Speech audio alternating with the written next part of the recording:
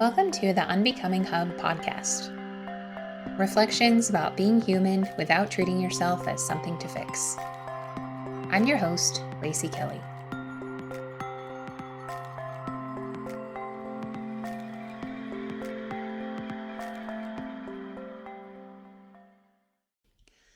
Today, I want to talk about the mental health model and some thoughts I have on it. I want to start off this episode by saying a couple things. One is that I have been helped immensely by therapy, particularly by one therapist that I've had in my life that I saw for a few years, and she really helped me stabilize my relationships. And I'm very grateful for that work. And I've seen therapy help a lot of people I work with my clients, as well as people in my personal life.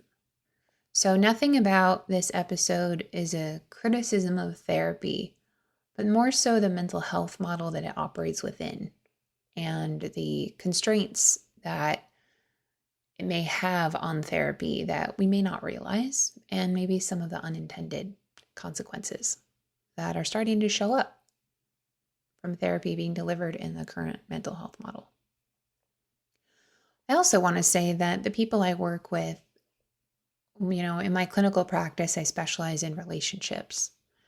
And that can be a relationship of any form. It can be dating, marriage, romantic relationships, friendships, family relationships, the relationship you have to yourself, just generally relationships.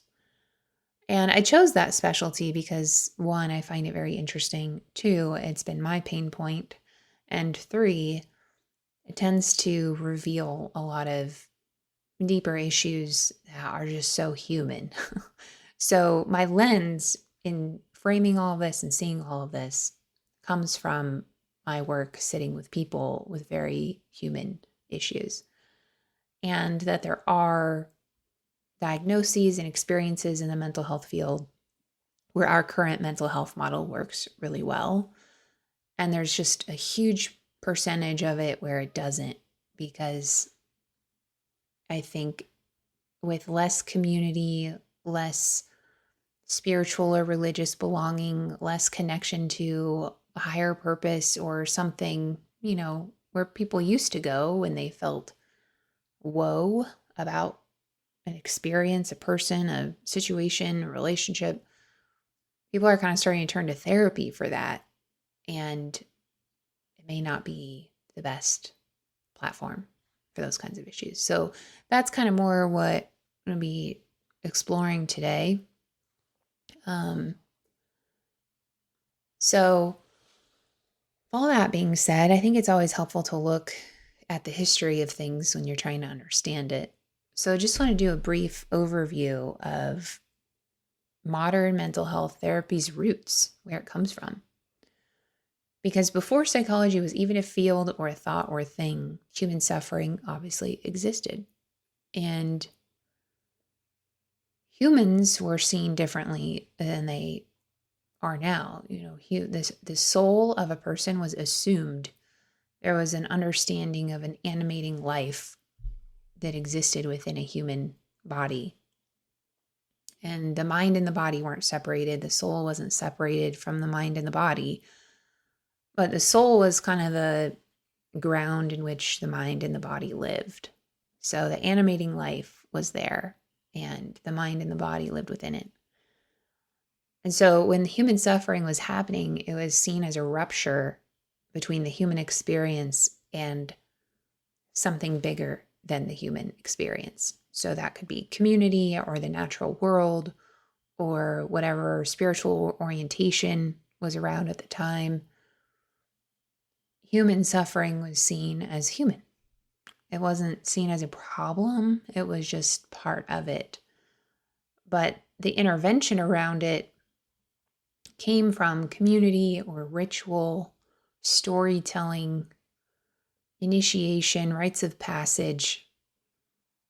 There was a completely different approach to human suffering.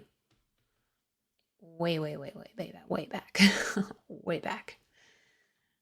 And I think that, you know, there just weren't as many ideas and thoughts out there. So human suffering was just part of the deal. And in some cultures, it wasn't even treated as anything special. There was no doing anything with it. It just existed. It wasn't seen as like a problem. It was just part of the experience. There wasn't the resistance. It was a fact. And, it kind of started to shift in early philosophy days.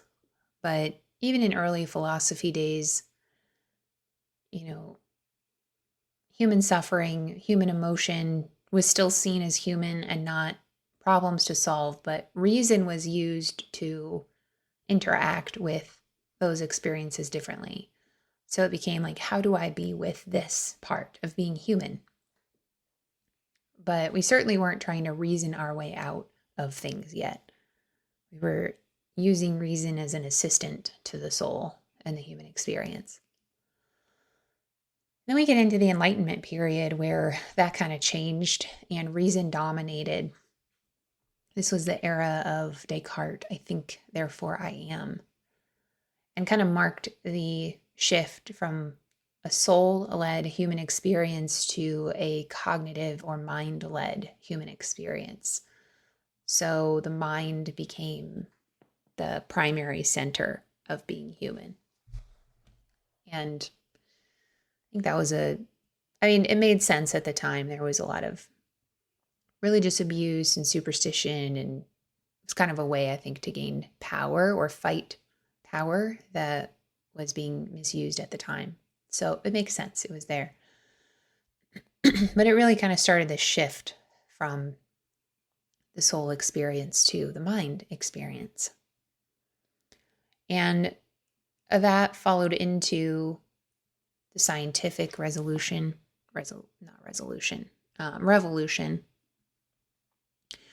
where if it couldn't be measured or verified, it wasn't seen as legitimate. So obviously, subjective experience doesn't quite fall in those bounds. And at the time, psychology was emerging as a discipline.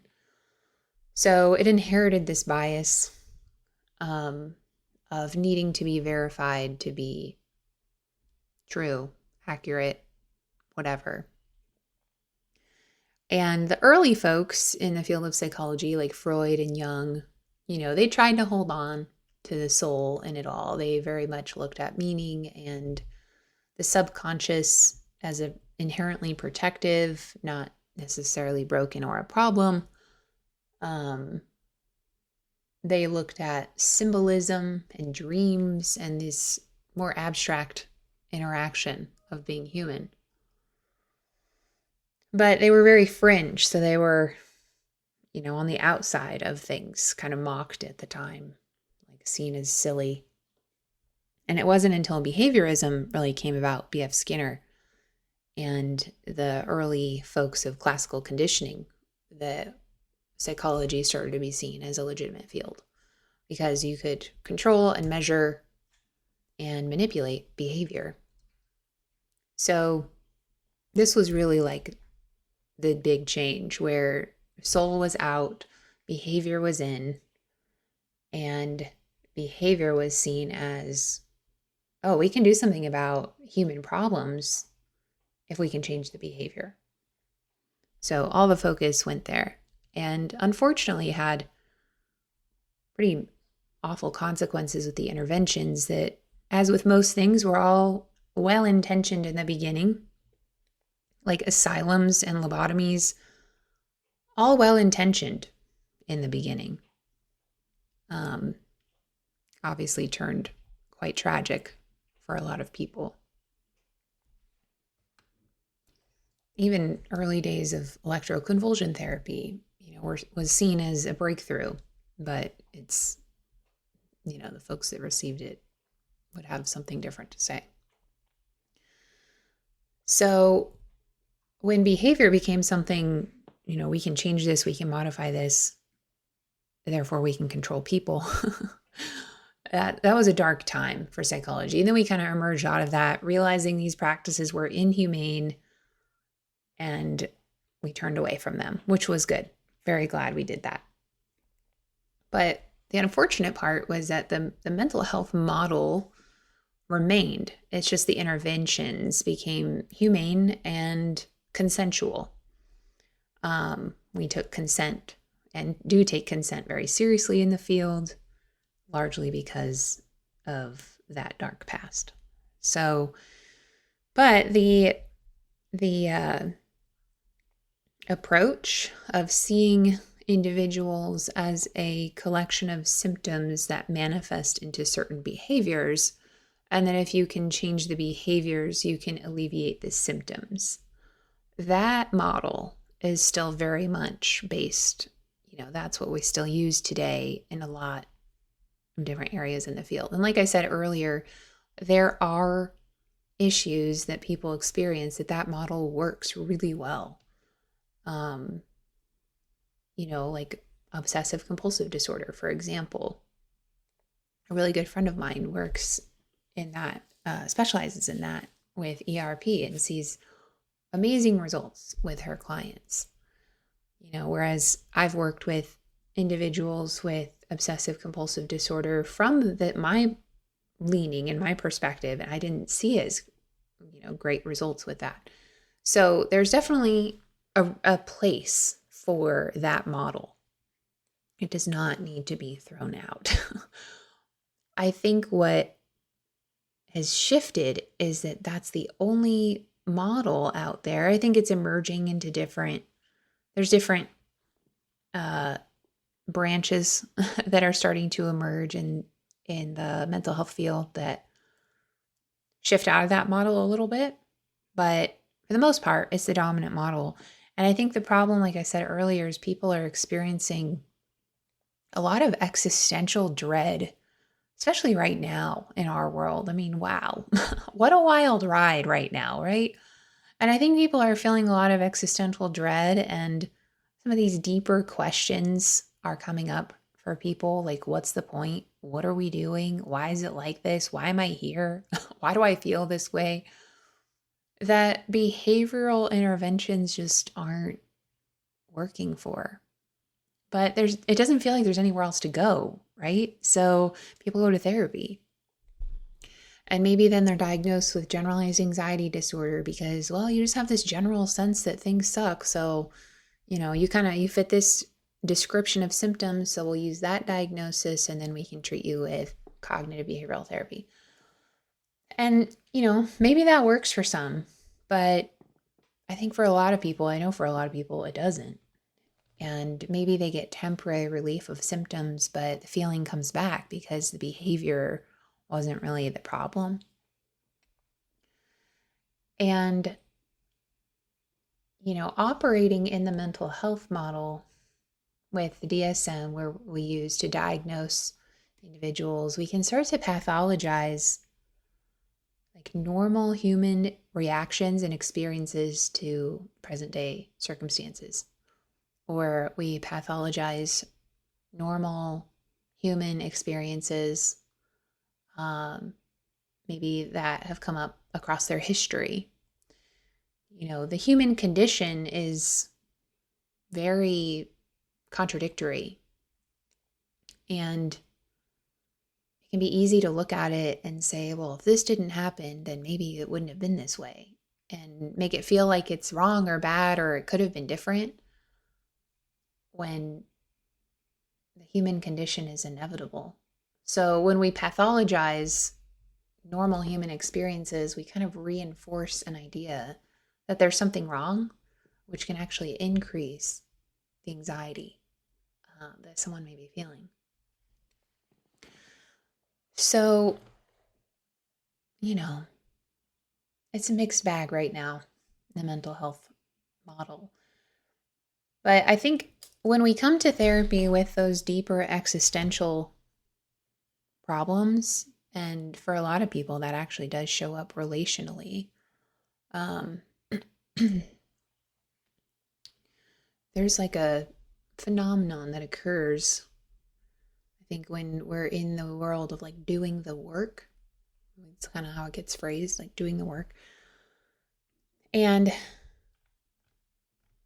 it's a little bit insidious, I think, what it can do to the person when they're coming in with soul level issues, but getting reframed as a mental or an emotional, like cognitive issue.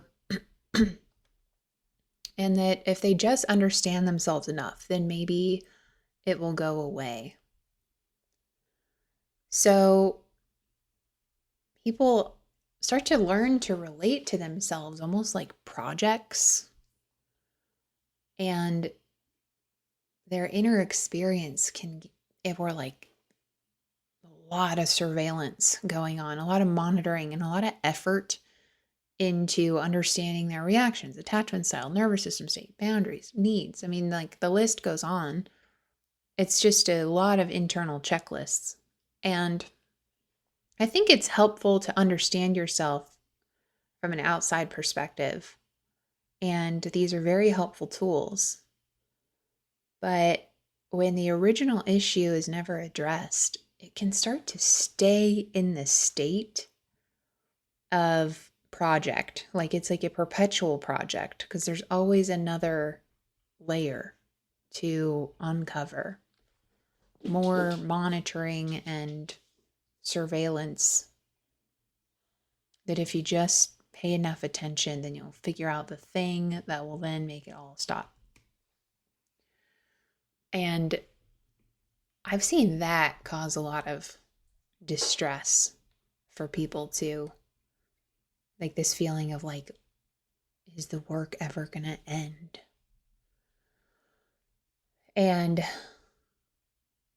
again, I think when we're coming to therapy with those existential, like old, ancient existential questions,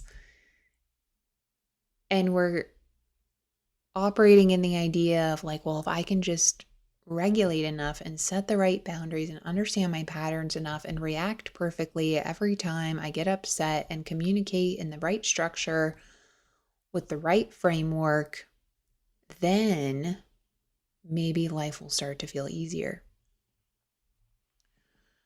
And, you know, it's tiring. And relationships can start to feel more distant in that paradigm as well. Because not only are you monitoring yourself, but now you're also like monitoring the other person. And I mean, I know this because I've done this a lot in my relationships in the beginning when I started to work with them. I was like, all right, I just got to figure out the formula for this, and then everything will feel easier. And there's no formula. So, anyway, everything can just start to feel like work, basically. And vulnerability starts to feel blocked. We can even weaponize therapeutic language sometimes, feeling like, oh, because I've done the work and you haven't, I'm better, and, you need to figure it out. Or meaning even can get pushed aside because we're not actually connecting with the parts of ourselves that are experiencing the yearning or the longing or the pain or the desperation for things to feel different. So, the mental health model today for those issues that I'm talking about, the existential ones, the human ones, the ones that maybe I could fit in generalized anxiety disorder, or maybe I could fit in major depressive disorder, but are you anxious and depressed as a circular experience? Because if you come to therapy feeling anxious or depressed and you describe your symptoms to me, and then I open my DSM and I say the symptoms you just described are the same ones here under this diagnosis, so that means you must have this. And okay, so you're depressed. Now here's the best treatment options for depression. Probably going to be cognitive behavioral therapy or dialectical behavioral therapy. And again, they can be helpful, but Then there's the effort to maintain, because were you actually, like, did we ever actually talk about why you're depressed or how that depression came to be or what your soul is feeling that led you to feel worthless or hopeless? So I think it's deeper than just looking at the root cause, because the other aspect of it is we don't operate in vacuums. Like, humans are inherently affected by everything that goes on around them. There's just no way around that. You can be the most self-sufficient person in the world. You can be the most regulated person in the world. You could have done all the years of therapy. Like, you are going to be affected by things because you're human. So when we're looking at it and we're looking at the person, understanding, like, it's not just what happened in your world that led to this, but it's like what happened in the world as you relate to it. Like, what have you been affected by? It's just so much bigger than one's own individual experience. So this is kind of where I diverge away from the mental health model, particularly in, I think, the clients that come to see me. And not always. If you're a client and you've worked with me and you're listening to this, you're like, I don't resonate with any of this. It's not like every single person I've worked with resonates with this, but a lot of them do. I diverge a little bit away. Like, if you've ever worked with me, I don't focus on diagnoses. I don't focus on symptoms unless I've worked with someone for a while and I can see that there's more, maybe the mental health model does fit for them. And this is outside of the lens I'm seeing through. But for the most part, a lot of the people I work with, I shift away from it and I meet them in the human to human experience. And the mental health model can put a lot of limits on therapists too, in the way that we sit with people in the human experience. There's so much regulation, which is good. We want people to be safe and protected, but it also can create a lot of fear in the therapist that, like, they don't want to be too human with their clients.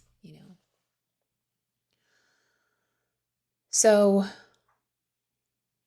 the setting, the clinical setting, when you're experiencing like a soul level disruption in your life and you're in a clinical setting, it's just something about it doesn't feel right, right? I mean, it just kind of feels off. Maybe I'm the only one that thinks that. I don't know, but it just feels off. You're having grief or despair or hopelessness or longing or loneliness. I mean, there's so many like deep, painful experiences we can have in being human. And then you come to therapy where there's this like expectation you're just going to share all that with this stranger and get vulnerable with them. And maybe they're a little cold because maybe they don't know how to sit with that, or they're afraid of being too human with you and what that could mean for their license, or, I mean, a variety of things. And then you leave feeling worse than when you went in. I know I've had that experience. I'm just talking about my own experience now, but I think it's hard. It's hard for the therapist. It's hard for the client. The clinical edges of the human experience, it's, I don't know. So to sum up here, this is kind of why I wrote The Process of Unbecoming and started the Unbecoming Hub, is so that I can have a different model to sit with people in that respects the human condition and honors the soul and the wholeness and completeness of a human, the inherent qualities of being human, and the contradiction of the inherent qualities of being human and the human condition, and how to make peace with being human and the experiences that we have here outside of a pathological framework, because I couldn't do it anymore. I'm grateful for the therapists out there that operate well in that mental health model, because it is needed and there are issues that it fits like a glove. But I think in absence of having anywhere else to go, a lot of people feel like they have nowhere else to go with some of these deeper questions. They come to therapy, it's just not a match. And I'm a therapist, I don't feel a match in it. So shifting out of it.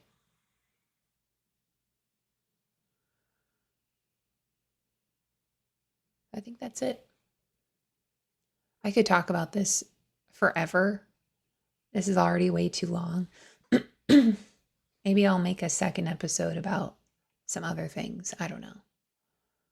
But I'll leave this one here for now. I'll see you next time.